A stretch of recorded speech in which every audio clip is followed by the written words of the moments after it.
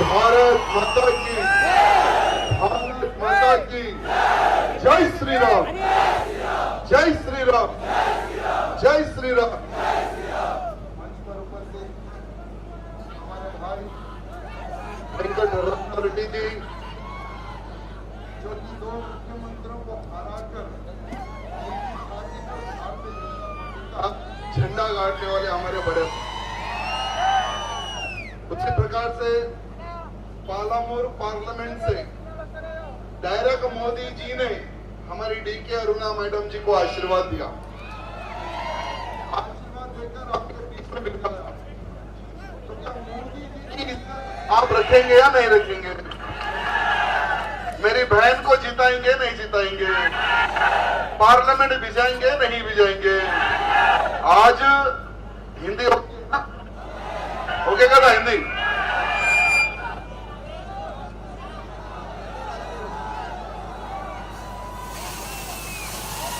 తెలుగు అటు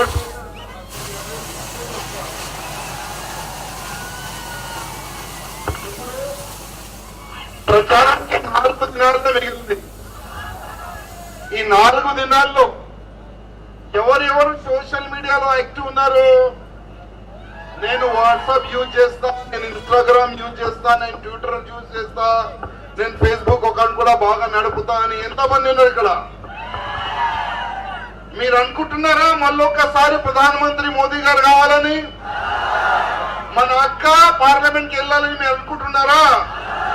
మీరు గంటకి ఒక్కసారి మీ ఫ్రెండ్స్ కానీ, మీ యూట్యూబ్ లో కానీ, ఫేస్బుక్ లో కానీ ఎంతో మంది మీ ఫ్రెండ్స్ ఉంటారు, అందరికి మీరు ఒక రిక్వెస్ట్ చేయండి. ఇక్కడ వేరే వేరే పార్టీలకి మీరు అవకాశం ఇచ్చినారు, ఒక్కసారి బీజేపీకి అవకాశం ఇచ్చి చూడండి, మా సత్తా ఏంది, మా బలం ఏంది మేము చూపెడతామని అందరికీ మీరు రిక్వెస్ట్ చేయండి. ఇవాళ ఎన్నో పార్టీలు ఉన్నారు, పోటీలో ఇవాళ దిగినారు. ఇక్కడ 3 పార్టీలు ఉన్నది ఇక్కడ, టిఆర్ఎస్, కాంగ్రెస్, ఇప్పుడు మన ఒక బీజేపీ. మీకు చెప్పేది ఒకటే, ఇప్పుడు బీఆర్ఎస్ అదే విధంగా కాంగ్రెస్ ఒకటైపోయినారు. మీరు ఎక్కడైనా బీఆర్ఎస్ ప్రచారం చూస్తున్నారా?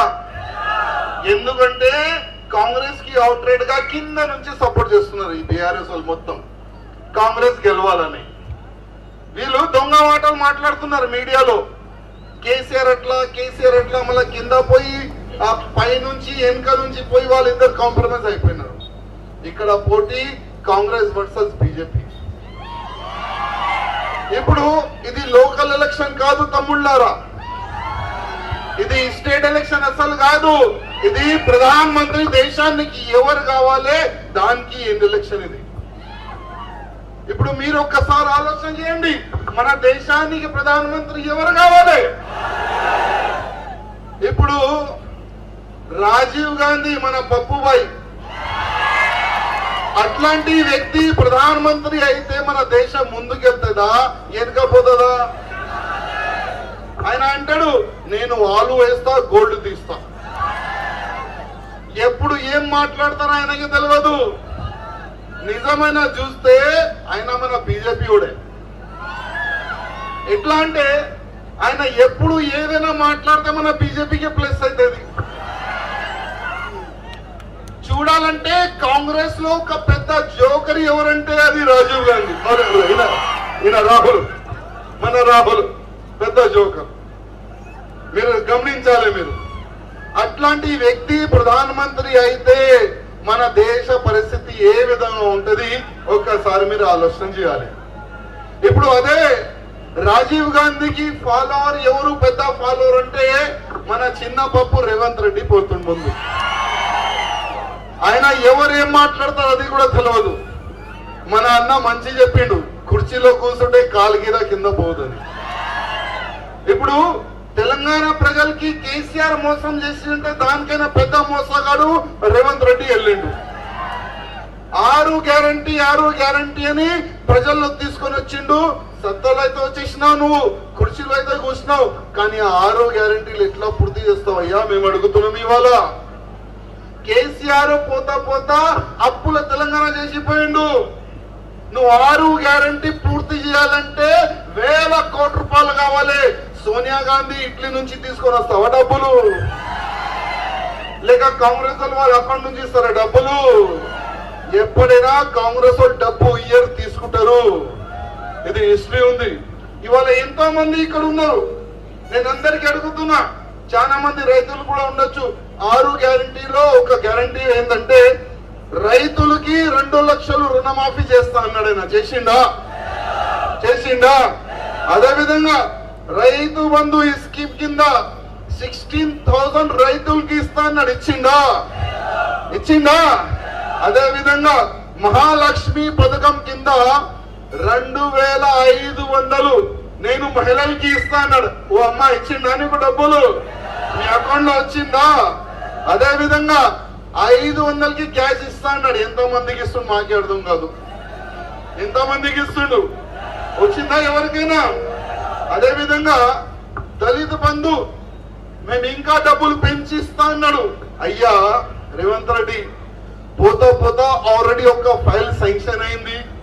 చాలా మంది మన దళిత్ అన్న తమ్ములకి డబ్బులు రావాలి.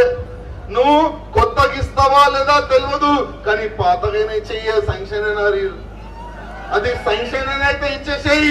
మా దగ్గర నా కాన్స్టిట్యూన్సీలోనే 1200 దళిత్ అన్న తమ్ములకి శాంక్షన్ అనే లెటర్ ఉంది. వాళ్ళకి డబ్బు లేనికి నీకు చేత అయితే లేదు. మళ్ళా 6 గ్యారెంటీలు అంటున్నావు.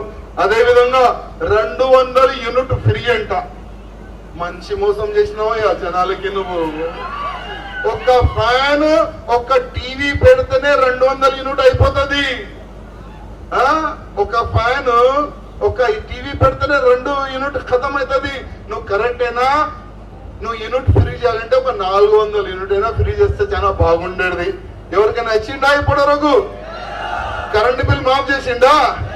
అదే విధంగా ఇవాళ నువ్వు మోసం చేసుకొని ఓకే నువ్వు గెలిచినావు, కానీ ఇంత పెద్ద మోసంగా వెళ్తావా నువ్వు? అమిత్ షా గారు వీడియోని ఆయన కటింగ్ చేసి వైరల్ చేసిండు. అమిత్ షా గారు అంటే దేశానికైనా హోమ్ మినిస్టర్. ఆయన డేంజర్ ఉన్నారు రేవంత్ రెడ్డికి తెలియదు. ఆయన ఎక్కడ నిలబడతారు, కింద నుంచి భూమి గుంజేస్తారు ఆయన అందుకోసం ఆయనకి మోటాబాయ్ అంటాడు. ఆ మోటాబాయ్ వీడియోని ఎడిట్ చేసి మొత్తం వైరల్ చేసిండు. ఏ విధంగా? మన అమిత్ షా గారు ఎస్సీ ఎస్టీ ఓబీసీలకి ఏమొచ్చేది రిజర్వేషన్ తీసేస్తా అని ఆ వీడియోని ఎడిట్ చేసి ఫార్వర్డ్ చేసిండు. దానిపైన ఎంక్వైరీ జరిగింది. అసలు ఈ వీడియో ఎక్కడ ఎడిట్ అయిందంటే అది మన కాంగ్రెస్ ఆఫీస్ నుంచి అయింది, గాంధీ భవన్ నుంచి. ఢిల్లీ నుంచి టీం వచ్చింది, ఎవరెవరు చేసినారు ఐడెంటిఫై అయినారు. కానీ ఢిల్లీ వాళ్ళు వాళ్ళకి అరెస్ట్ చేసే ముందే ఈ తెలంగాణ పోలీసు వాళ్ళకి రేవంత్ రెడ్డి చెప్పి అరెస్ట్ చేపించిండు. అయ్యా ఫస్ట్ అరెస్ట్ చేసుకో, వెలికి మన దగ్గర పెట్టుకో. ఎందుకంటే ఢిల్లీ వాళ్ళు పట్టుకుంటే మంచిగా ఎక్కుతారు, మంచిగా కొడతారు.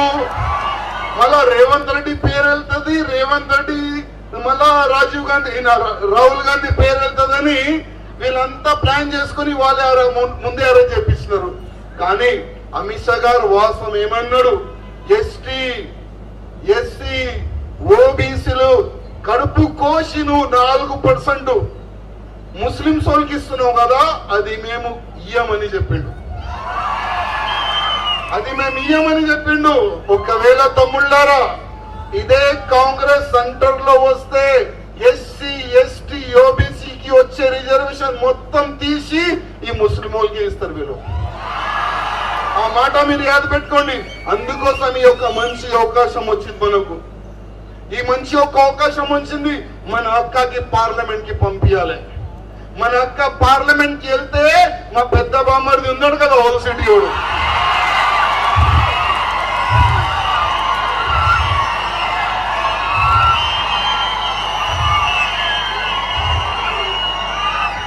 ఉన్నాడా లేడా? ఆయన నోరు మా అక్క పడుకొని గుంజుతుంది ఒకటే. ఆయన తప్పుగా మాట్లాడితే ఆయనకి ఎక్కడ సరిగ్గా జవాబు ఇవ్వాలంటే మన అక్క ఒక్కడే చాలు. అందుకోసం షేర్ని అంటారు అన్న అక్కకి షేర్ని. ఆ షేర్నికి పార్లమెంట్ కి మీరు పంపించాలంటే మీ పైన ఉంది తమ్ముళ్ళారా బాధ్యత. మీ పైన ఉంది బాధ్యత. అందుకోసం కరప్షన్ చేసిన ఈ కాంగ్రెస్ వాళ్ళకి ఎవరు కూడా ఓట్ అయ్యదు. మీకు తెలుసా ఈ కాంగ్రెస్ రాజ్యంలో ఎన్ని కరప్షన్ చేస్తున్నారు వీళ్ళు? 12 లక్షల కోట్ల రూపాయలు. 12 లక్షలు ఎంత అయితే తెలుసా డబ్బులు? అది మన స్టేట్ గవర్నమెంట్ కి సంవత్సరంకి 2.5 లక్షలు మనకు నిధులు వస్తాయి. కానీ వీళ్ళు 12 లక్షలు కోట్ల రూపాయలు వీళ్ళు కరప్షన్ చేసినారు.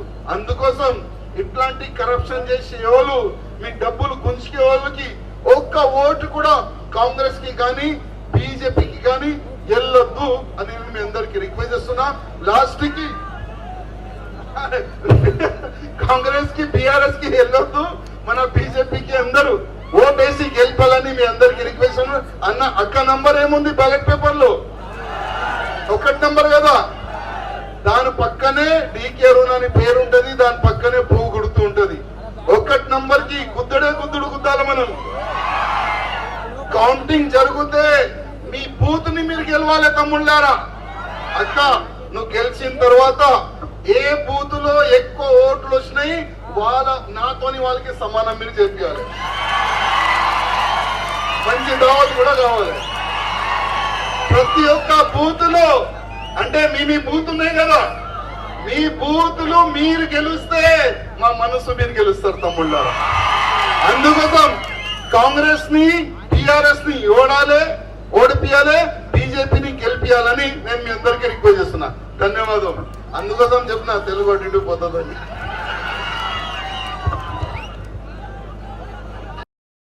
Like, share, subscribe.